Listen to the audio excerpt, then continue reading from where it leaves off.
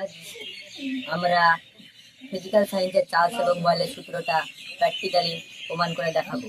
তো প্রমাণ করে দেখানোর জন্য প্রথমে আমরা একটা গ্যাসের ভর এবং টেম্পারেচার যদি ফিক্স থাকে তবে গ্যাসের আয়তন এবং তার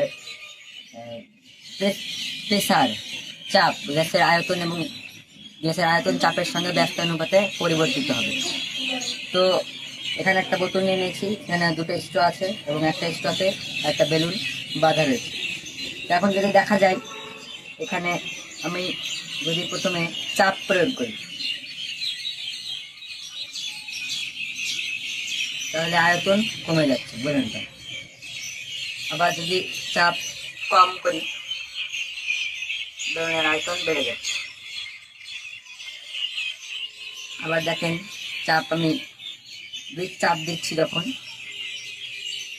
বেলুনের আয়তনটা কমে গেল। তো এখান থেকে আমরা বয়েলের সূত্রটা প্রমাণ করে দেখালাম।